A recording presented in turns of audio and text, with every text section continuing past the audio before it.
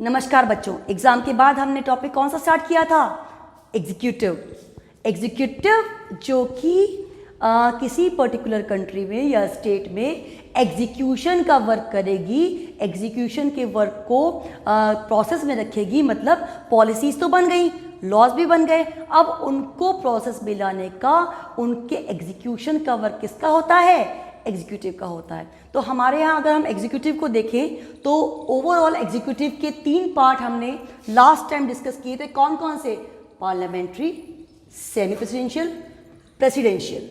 So in parliamentary executive the things what we are going to discuss that will be like here we will have the parliament जिसमें houses होते हैं। कौन कौन से हैं हमारे यहाँ? Lok Sabha and Rajya Sabha. And if you recall we studied the system in the constitution कि किस पर्टिकुलर पार्ट को कहाँ से लिया गया है।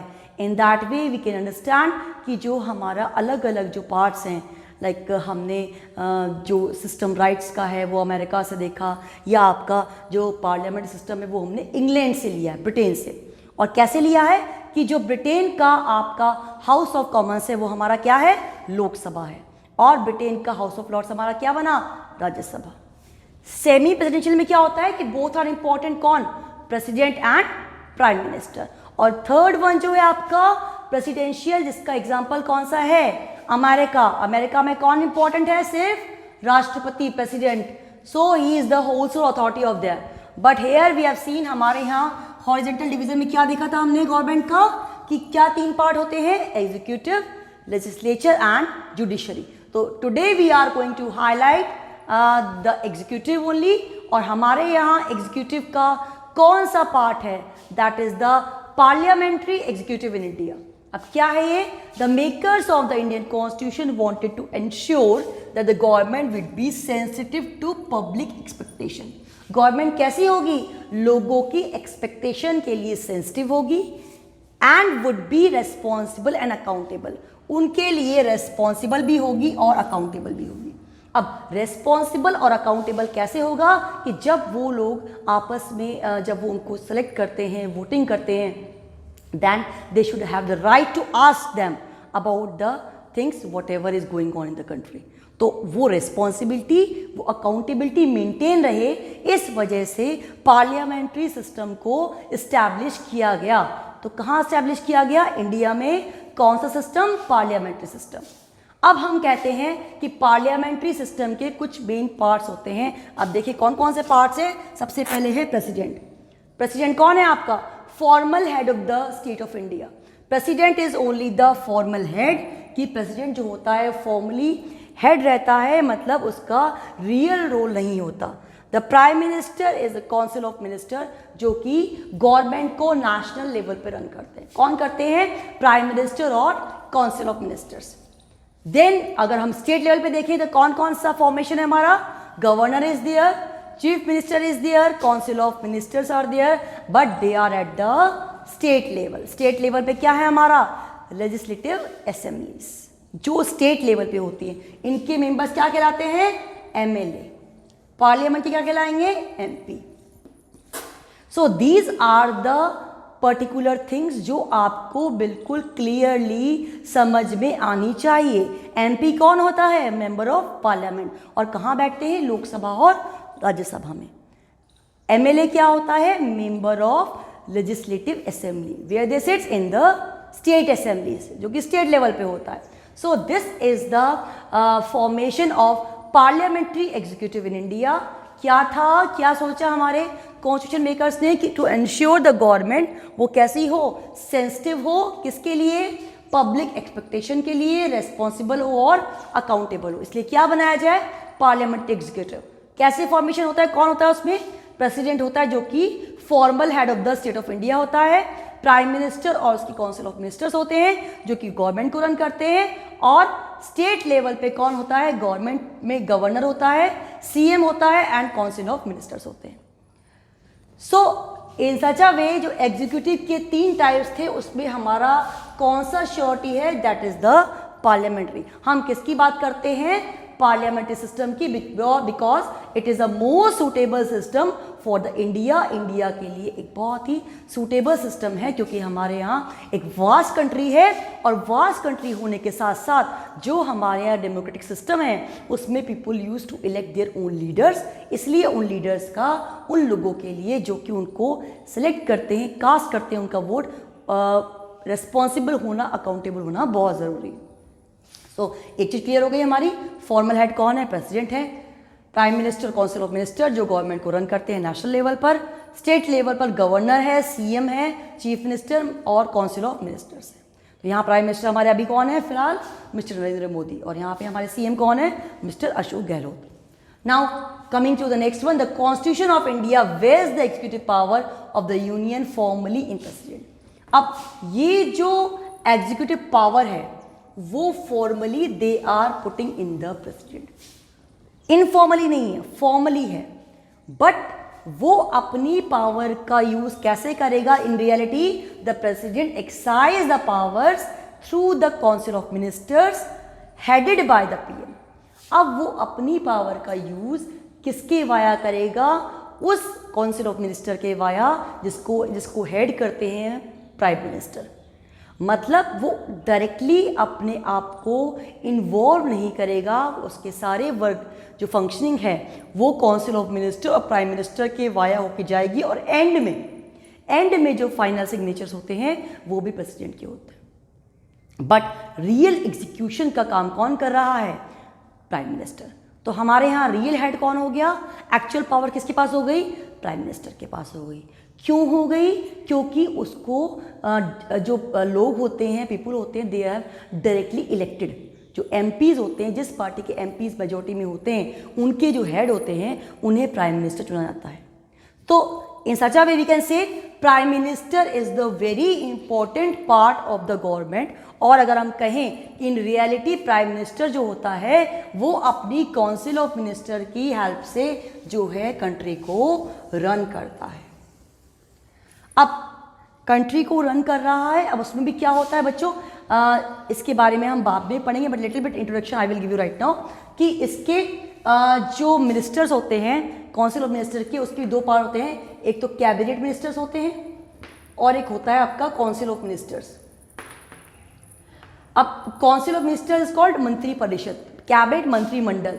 So suppose this is the star is the prime minister. So cabinet जो होते हैं वो ये जो इनर सर्किल होता है आपका, इसके जो मिनिस्टर्स होते हैं जिनके पास बहुत ही इंपॉर्टेंट पोर्टफोलियोज होते हैं, बहुत ही इंपॉर्टेंट डिपार्टमेंट होते हैं, they are called the part of cabinet. और उसके बाद council of ministers. So in such a way what we can say that cabinet has become the very important part of the system और उसके बाद council of ministers उसके बाद। So आप ये देख सकते हैं कि रियल वर्क कौन कर रहा है? Really the authority is resides in the prime minister and which is suppose to work with the help of council of ministers, जो कि काउंसिल ऑफ मिनिस्टर्स की हेल्प से अपना वर्क कर रहे हैं। अब बात आती है कि प्राइम मिनिस्टर प्रेसिडेंट जो है वो किस तरह से इलेक्ट होता है। तो जो प्रेसिडेंट हमारे यहाँ है वो 5 ईयर्स के लिए इलेक्ट होता है, but it is via the indirect election. मतलब देखिए बहुत बड़ा अंतर है।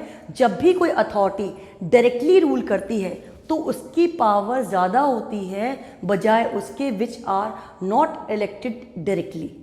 उनमें लोगों का फेथ और उनकी रेस्पॉन्सिबिलिटीज़ भी, ये नहीं पावर ज़्यादा है तो रेस्पॉन्सिबिलिटीज़ नहीं है, they are more responsible, more accountable, because they need to give the reply to the people to whom they are going to govern.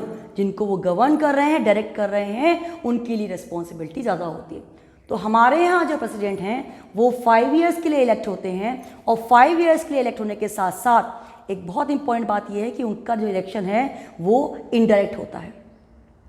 हमने आपको याद हो 2 सिस्टम पढ़े थे, एफपीटीपी और पीआर सिस्टम।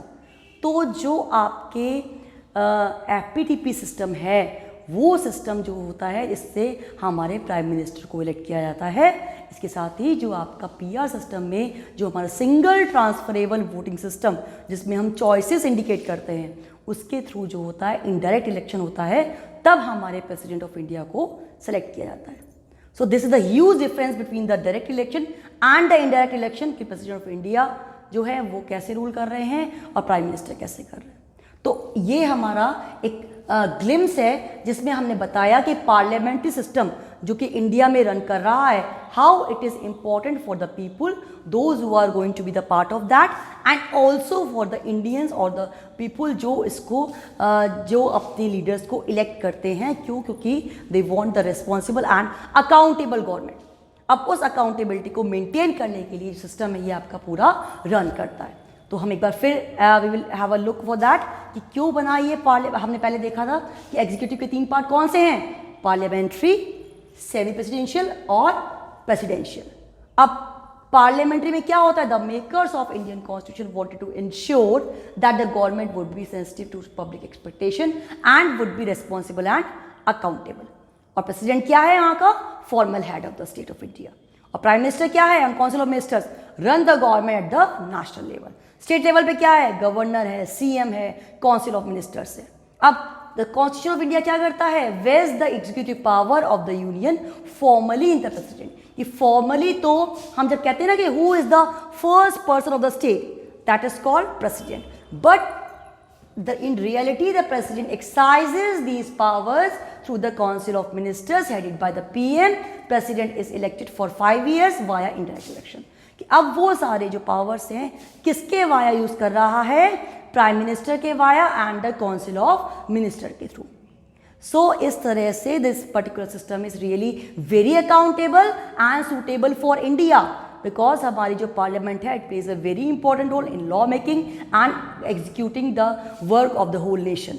पूरे इतने बड़े नेशन के पूरे टास्क को बड़ी सक्सेसफुली करना, that is the main task of that. और जो लोग हम चुनते हैं दैट इज़ एक रिलायबिलिटी होती है कि जिनको आपने वोट किया है, जिन पार्टी सिस्टम के जिन पर्टिकुलर कैंडिडेट्स को आपने वोट किया है, उन लोग वही लोग आपको रूल कर रहे हैं। बिकॉज हम किसको कास्ट करते हैं वोट, जिसमें हम फेथ करते हैं, जिसमें बिलीव करते हैं। तो अल्टीमेटली द पीपुल जिसको आपने वोट कास्ट किया है, the people are suppose to make the government and ultimately they are going to be the MLAs, MPs और द मिनिस्टर्स, और बन के वो स्टेट की पॉलिसी में कवर करते हैं।